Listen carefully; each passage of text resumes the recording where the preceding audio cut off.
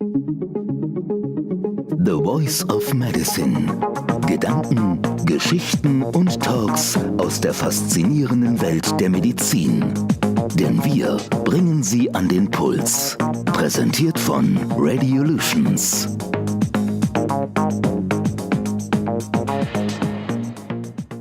Hello, ladies and gentlemen, and welcome to another edition of The Voice of Medicine. Today with me, Michal. Today I have a very special guest from the US, Professor Kerry Burnight. She's a professor of geriatric medicine and gerontology at the University of California. She's also the co-founder of Elder Abuse Forensic Center, and she was awarded in 2011 by the US Department of Justice. We're going to talk about topics of her research, which are connected to older adults, the elderly, the connection between technology and age, and her project called GrandPad. I'm very happy that she's here. Hello. Thanks very much for having me on your program. It's my pleasure, Kerry. So let's jump right into the topic, shall we? Please. Perfect. I think it's not a secret, and probably everybody knows that the demographics are shifting.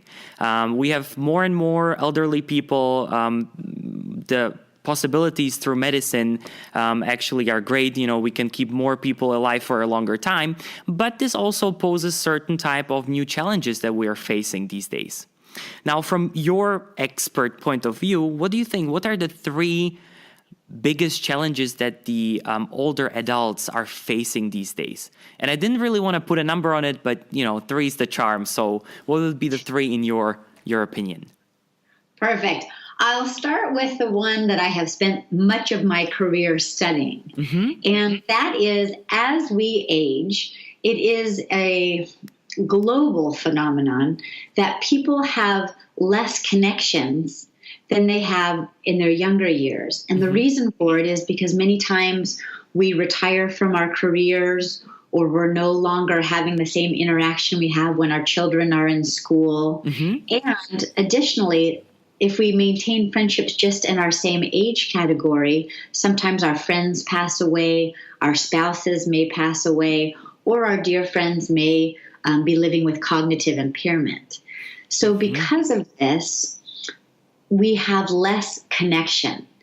And it matters so much because physiologically, there is an incredibly robust literature on the impact of connection. Mm-hmm. So basically what we have found is that being chronically socially isolated, or I could say lonely, and the definition I use is having less social interaction than you would like to have. So being chronically isolated is the same impact as smoking 15 cigarettes a day. Really? Well, yes. And the Wow. reason that it's such an amazing area of research is that it's something we can do something about. And another statistic, since you are a statistic-oriented person like me, all variables held constant, being chronically lonely impacts your cognitive impairment. So those who are chronically isolated have a 64% increase in cognitive impairment. 64%. If there was anything else in the world that would impact your cognition like that, we would be shouting it from the rafters. So it is big news that, in my opinion, the number one thing that we can do to age and change the way society is aging is to connect older adults. Okay. I still remember that there was a theory on I think it was called selectivity theory or social emotional selectivity theory. And it basically went along the lines that, well, it's natural for older people to actually cut down in the quantity of their not interaction, but in their connection to other people, because they focus the remaining energy that they have on basically keeping up the very strong emotional bonds that they had with fewer people around them. So how does this basically fit into what you just said? I love what you're saying. With social selectivity theory, we have for a long time looked at quality over quantity. And while that is true, it is also more recent research, and there's a very good TED Talk on this topic if your viewers would like to tune in, but that it is also quantity. So by quantity, simply if you go into a coffee shop and every day you see the same person and that person greets you because they know who you are, that is one. That's a touch point. Okay. If you then go to the post office and that person knows, maybe knows your name, maybe doesn't know your name, that's a touch point. So in addition to having deeper relationships, it also matters all those different touch points. So it does matter. So let's say if you're thinking about your 90-year-old mother, think about even if you were to visit every day for an hour, which would be lovely as an adult child, that's still 23 hours a day that she's not having any of those connections. So phone calls, letters, Skype calls, things with technology. I think technology has traditionally been kind of a bad thing for connection, but recently there's been some real breakthroughs that it's a great way for older adults to connect. Okay. So it is quality and it is quantity. So now that you're talking, it struck me. Is it better, or is there any difference when older adults are spending time with their peers, or would you advocate that it's better if they connect between, so older adults with other older adults, or is there sort of a way that you would say no? It needs a intergenerational connection, and you also mentioned kids. So what would you say? What's going on in the world of parents, in the older ages, so I don't know, 70, 80 plus, and their children? I love your question. Okay, so financially, we are all advised to diversify our portfolios. So you don't want to have all your money in one form. You want to diversify. So what I advise to my patients is that we need to diversify our social portfolios. So we need people who are our age, because it's wonderful to have those shared experiences and, to say, oh, yes, I'm having a challenge with this, so am I. That's really important. But if we put all our social capital in that arena, what happens is, unfortunately, our friends pass away or have health problems or have cognitive impairment. So we need to proactively think, okay, I'd like friends in my age range. I'd like friends who are, in 10 years younger, 10 years younger than that, and 10 years younger than that. So I think that by combating ageism and recognizing the value. So I, for example, was blessed to have a 92-year-old woman who lived next door to me. And it was at the time that I had 3 little kids. And all I wanted in life was somebody to hold a baby while I was making dinner. And this older lady, in the beginning, she never came over because she didn't want to bother me. But then one glorious day, she came over and she said, I just wondered if you might need a hand. And I could have wept. I was so happy. So I handed a baby to her and maybe another baby, and then kept making dinner. And so she recognized the value in herself and was bold enough to come over and make that offering.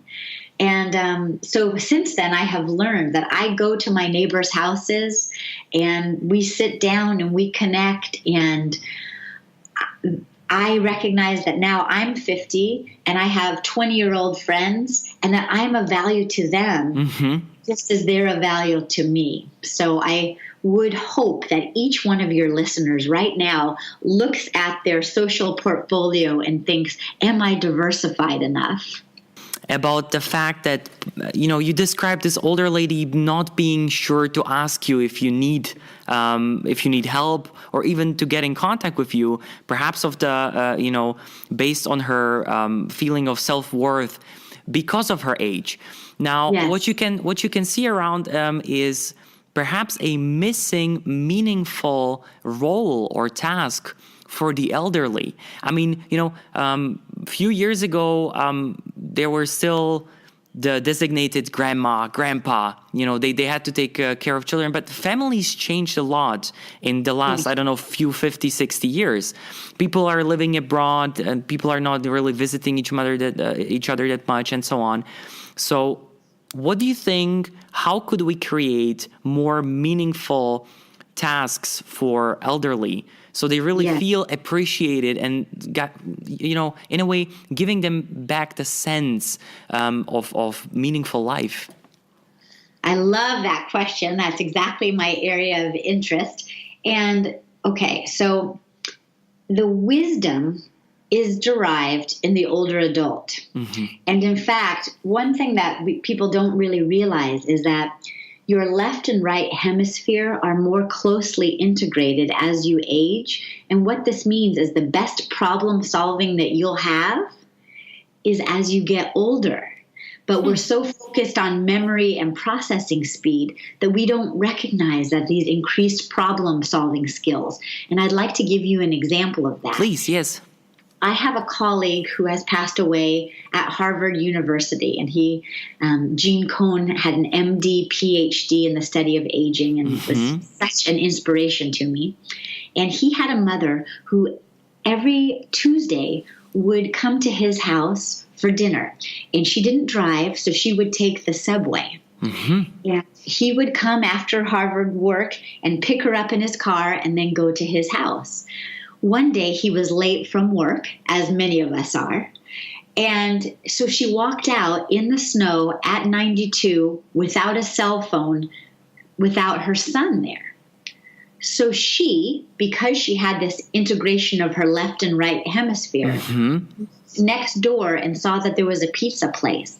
So she walked over to the pizza place and she said, "I'd like to order a pizza for delivery to this address. And when you deliver the pizza, I'd like to ride along in the car with you." You see the brilliance of that problem solving? Yes. He was amazing. Able to, think differently. Mm-hmm. So getting back to meaning, it isn't the case that younger people are going to magically think, "Oh, we're going to find a meaningful role for you. We're going to save you." Mm-hmm. This comes from older adults.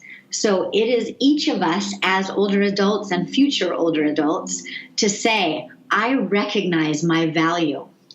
And this 40-year-old that I'm talking to doesn't have what I have yet. And so he can't see it. But I am bold enough and I am countercultural enough to say, there is a beauty and a wisdom and a problem solving and a humility and a resilience in aging that is unparalleled." And I was talking about technology a moment ago, and I think there's a real space for technology to empower older adults to offer their gifts and purpose. So traditional standard devices have been designed for 20 and 30-year-olds. So they have tiny font, they have little buttons, they have tiny plugs. Yeah, even I have problems sometimes typing on my iPhone, and I feel like I have huge fingers and I don't. So what has been wrong is that, again, young people have designed for young people. Mm-hmm. What we need now is we need to incorporate the wisdom and experience of older adults to design technology products that will be made for us as we're getting older. And what that means is that they should be incredibly sophisticated. And the greatest sophistication is simplicity. Mm-hmm. So simplicity means frustration-free. Oh, yeah. And so a solution, because I studied loneliness and elder abuse and all these areas where I thought we can do better as a world. And so I partnered with some really cutting-edge Silicon Valley tech people to partner with older adults. So we, on our team, are paid employees who are up to age, our oldest is almost 105, who sit with us every step of the way and design technology that would work for us. And we have called it the Grand Pad. And it's a way that an older adult can have the autonomy to open up the cover of a Grand Pad. It's on. It's preloaded with all your contacts. It's all your pictures. You press a button and you're talking to your son who is in Germany and you're in the United States and you're on this crystal clear call. It comes with 30 million songs. And then perhaps most importantly, and this we learned from older adults said, I would rather have you put a gun in my head than have to press 1 for this, press 2 for that, wait on hold, get transferred. And so it was back to humans. And so with the Grand Pad, you can press a button and a human who knows you can say, hi, Michael, how can I help you? And you could, and so that's been revolutionary about going back to our roots. So I have seen older adults who are homebound because of mobility, who have hearing impairments, who have visual impairments, be able to have a purpose and a meaning. And the example I got to work with a beautiful lady, and she is 93 right now. And what she does every day is she gets dressed beautifully and puts on her lipstick, and then she reads stories to her grandchildren and their friends who live all the way across the world, and the time changes such that it's perfect timing. Her morning is their bedtime. Okay. They are enriched by being read to, and what she does is she mails them the books. So she's on her Grand Pad. They are at home, and I'm thinking, what a world this would be if we could tap into the strengths of older adults. So I feel very encouraged by what society holds. Definitely. And it's a wonderful work that you guys are doing in your team, connecting family members this way and doing much more than that, actually helping older people, winning or realizing that there is a joy in using technology without the frustration. Although I have to say that you might be actually creating trouble for some people, because I remember the first time that my grandma realized how WhatsApp works. And then from that moment on, for 3 months, I could not escape her anymore. So because she knew when I was online, trying to get in touch, and then, but that's another story. But just think what you saved her from the healthcare, because not only is it increased not only increased dementia rates, but also stroke and cardiovascular disease. So your connection with her was probably saving her life. So what an honor for you. That's a good feeling. You have mentioned the word ageism. And as far as I know, it means discrimination because of age. And I was baffled when I heard this word the first time, because I haven't heard it before and it was completely new to me. And I asked myself, do we really discriminate people on behalf of their age? Does this really happen? And I wanted to know your experience, firsthand experience, if this really is true, and how does it manifest itself? Yes, the answer is yes, Okay. yes. So there is a multi-billion-dollar anti-aging industry telling us from the moment that we're born that we've got to fight aging. It is ugly to get older. It is, older people don't know as much and are slower and are silly and gross and scary. There is the stereotype of the, grumpy, sort of grinchy old grandpa, or, the slow, especially the slow, perhaps even warm and incompetent older adult. True.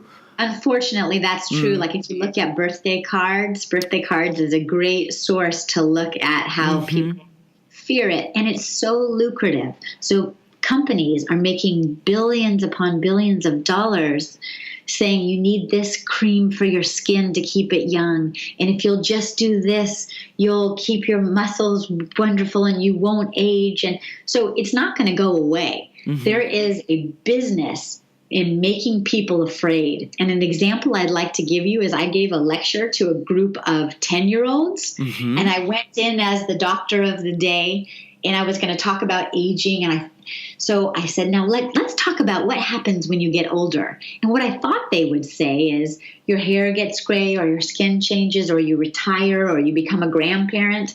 Instead, they all raised their hand with great enthusiasm. And I called on the first boy and I said, what happens when you get older? And he said, you get ugly. Oh. And so I said, oh, gosh, no. And so I thought, I better call on another young person. So this time I looked to a girl thinking maybe she would have a nicer answer. And as I went to call on another student, they all put their hands down, because the first thing that they all thought was, you get old, you get ugly. And I admit that in the United States, it is particularly rampant. And so I hope that in other parts of the world, it is not this awful. But I can really say that everywhere we look, it's about looking young and staying young. And somehow if you don't, then you're not succeeding. So it is really detrimental, not just it's to our future selves. So if I have been brainwashed to think that it is bad and ugly, the fact that my neck has wrinkles, I internalize that and I then feel bad about it. So what we need to do about this as a society is to, as I said before, be countercultural. To say, when somebody says, oh, you don't even look 80, you say, this is what 80 looks like, right? We're not, and it's not that I think, that I judge other people if they want to have plastic surgery and these kinds of things. But I also think that some of the most beautiful people I've ever been are embracing all the beauty they've earned on their face with their wrinkles and their smile lines. So I think that we've got to be pretty proactive to change the way that we think about our own aging. Part of your research and a lot of work that you put in was also in regard of the misuse of the elderly and abuse of them. I was asking myself in what direction this goes. Is it these people who are scamming older people because of money, pretending that they need help? Or was it more in the line of that, for example, in hospitals, older people are not treated accordingly because, people assume, you're old, multimorbidity, whatever. I mean, this is normal that you have arthritis, etc., etc. So, what did you see basically in your research? What's happening out there? Yes. So for 15 years, I just focused on elder abuse. So elder abuse, neglect, and financial exploitation. In the United States, for example, we're losing $37 billion to financial exploitation. So you hit on it. There are two primary sources. The first, and in fact the largest, is family members. Really? Wow. And I'll pause for a second because we don't want to believe that. That just sounds too horrible. The example that I would give you is that I am an 84-year-old woman. My husband has passed away. I have 3 children who are all adults, and I'm needing some assistance. 2 of my children have jobs and families and living their lives. One of them maybe has a substance abuse problem, maybe has a mental health issue, maybe has had some problem with holding down a job or a problem with the law. Over and over, what we see is that it was that child who is most likely to come to assist the elderly mother. And you can imagine that this is a recipe for disaster, because if that adult child moves into the home to help, then there's this, a mother might say, could you go buy our groceries? He then he or she would then go buy the groceries. And that gives this whole like, oh my goodness, I could buy anything I wanted. I could buy beers. In fact, I could buy a truck. And a lot of times we do find that these children are financially exploiting. And the reason that matters so much is because that money is not theirs. And that money is needed for the care of the older adults. So this entitlement mentality is very problematic. I have heard adult children say right to me, when my mom passes away, that's going to be my money. So I was just accessing it early because I need it now. Well, that is a rationalization for stealing. It's not your money. That is for that older adult who has worked and earned it and needs it for their care. So I think that from the beginning, disentangling the entitlement that people have, that somehow thinking that their parents' money is their money. So that's one camp of, and it also, financial exploitation is linked to abuse. That is somebody being physically hard with somebody, or psychological abuse. So I've heard a lot of adult children say to their family members, if you don't do what I say, you're going in a nursing home. You'll never see your grandkids again. Okay. And I also had a case where the adult son moved the furniture around in his mother's home. And then when she walked downstairs and said, oh my, why is the furniture like this? He said, what are you talking about? The furniture has always been like this. I think you're getting dementia. And so that mother thought, oh my gosh, I'm getting dementia. I'm not right. But it was that son. That's elder abuse. That's psychological. I am shocked. I mean, this is straight down to, with evil. I mean, yeah. that's just malicious. It is. And you think about like intimate partner violence, like, now we know that occurs, that people lose their lives and suffer so in sexual relationships. And then you also think about child abuse. So like our minds can't really get around the fact that someone would have sex with a young 3-year-old or something. And yet just because it's so evil and awful doesn't mean it doesn't exist. It doesn't happen, yeah. So what we need to recognize is that it does exist, and there are things we can do to prevent it. And I'm going to tell you what we can do to prevent it. But first I want to get to the other category. So elder abuse by family members, that is, it could be spouses, adult children, grandchildren, siblings, even friends that are like family. And then the other is these scammers. And they are working hard, and they are organized, and they are persistent. And so I always tell our teams of those of us fighting elder abuse that we've got to work harder and be more vigilant than the perpetrators. So what happens is using traditional phones, using the computer, and the mail.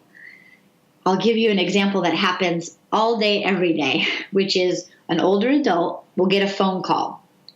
And when they answer the phone call, the person on the other end will say, hi, Grandpa. And then Grandpa will say, hi, Michael, how are you? Okay. So you've given the first bit of information. Before you know it, because Grandpa believes he's talking to Michael, Michael will explain a situation that he's in trouble, and it requires Grandpa to wire money to this person. And older adults who succumb to this treachery are ashamed. They don't want to report it because they feel like if I let my family know that this happened, they'll think I'm losing it, or I can't believe I did this. So what I say in my lectures to seniors, it is not shame on the older adult. It is shame on the perpetrator who is skillfully going after people. The biggest risk factor of elder abuse, neglect, and financial exploitation is one of the biggest is, again, isolation and loneliness. So when we're seeking connection, any connection, even strangers calling you, strangers sending you letters, strangers doing things over the computer, you'll be more likely because you are looking for that connection. So that's another reason why you were saving your grandmother when she was using WhatsApp to connect with you, is because by connecting with you, she wasn't connecting with those who would do her harm, both in the family and outside the family. That's the other reason at GrandPad that we created a closed network. So you can have as many people as you want that you can call and video and email with, but no perpetrators and scammers can get to older adults. No one from the outside can basically get to you unless he is already in the system. That is brilliant. Yeah. Okay. It really is, because we just had to think, like, how, I have a man, and he served our country as a Green Beret. He went to Stanford University. He was cognitively intact. He was a hero to me. And I watched, he took care of his wife with Alzheimer's disease. And after she passed, he didn't have anyone. And these scammers got through to him. In his case, it was through the computer and through the phone. And he, over the course of 16 months, lost $600,000. And therefore, he lost his home. So here is a man about to be homeless as a result of people preying upon vulnerable adults. That is just horrible. Just horrible. It is horrible. And we have to, if we're going to have any kind of society that is safe to age in, that we can be proud of, we've got, first of all, people have to know that it's happening. All people need to say, this is not okay for my mom, my dad, my grandpa. I'm going to go to their house and I'm going to see who are they connecting with. And like recently I went to a patient's house and she had all her bank accounts up on her bulletin board with all the numbers, and all you'd have to do is have anybody come in the house, take a picture of that, and they would be into her online. So like, let's all be vigilant for older adults and for our future selves to stop this from happening.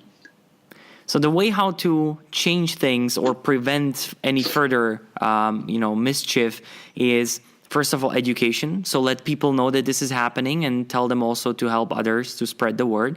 And the second thing, as you were saying, is to fight the isolation, because in a sort of way, together we are stronger, right? Yes. Beautiful. That's exactly I think this right. I think this is a very powerful message that, we just deduced together, and now everybody who listens or is going to listen will know. The last topic that I wanted to talk to you about is perhaps a sort of a taboo, but I like to break taboos. That's why this show even started in the first place.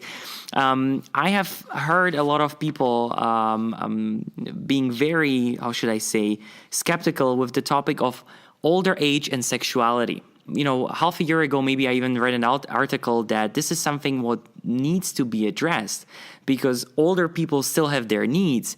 Since we have this very, how should I say, framed set of mind with older means ugly and thus unattractive, and everything just because follows this train of thought, nobody is really addressing this topic. So what can you tell us about this? I'm glad you bring up sexuality and aging, because the more we talk about all these topics, the better our lives will be as we age. I believe that too. Yes. Yeah, humans throughout their lifespan have sexual interests and needs and desires. And I always say that we become more of ourselves as we get older, and because of that, we become more heterogeneous. Mm-hmm. So if you show me an 18-month-old, I know what that 18-month-old is doing. Show me an 81-year-old, and there's such diversity. Some 81-year-olds are out water skiing. Some are confined to bed. Some are the most radiant, outgoing people. Some are the most crabby people you'll ever meet. We become more ourselves, and we become more different. So it would never make sense to have a blanket statement to say, old people are. Like, anytime you're going to start with that sentence, you're going to be wrong. Mm-hmm. So when I hear people say, old people are cute, no. Old people are crabby, no. Old people are sexual, some are. and some are not.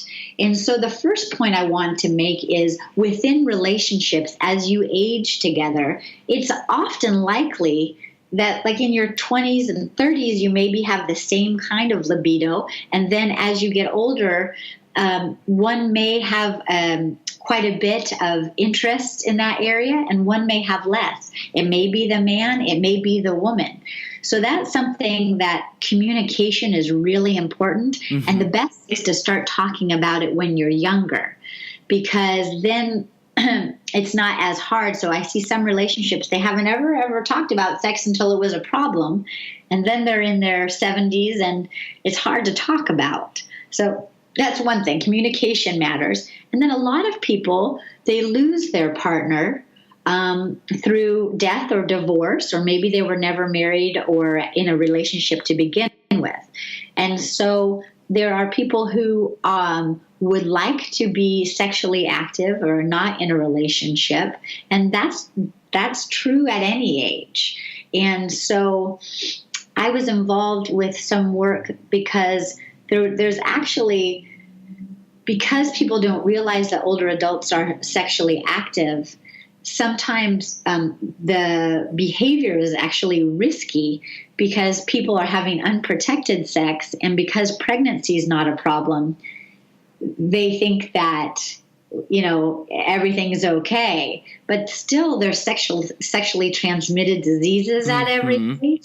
So it's something to keep in mind as well, that sex goes on all throughout for some people, and for some people it doesn't. And so, there are both men and women who are not interested right now, and then about talking to your partner about how that feels for the other person, and that can be a challenge. So it could be a whole segment on it, but I think you're great to bring it up.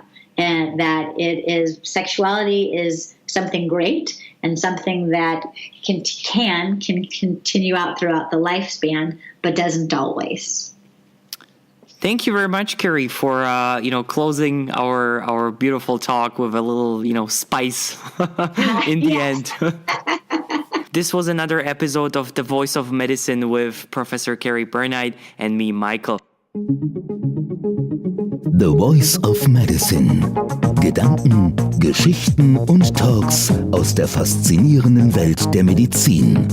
Denn wir bringen sie an den Puls. Präsentiert von Radiolutions.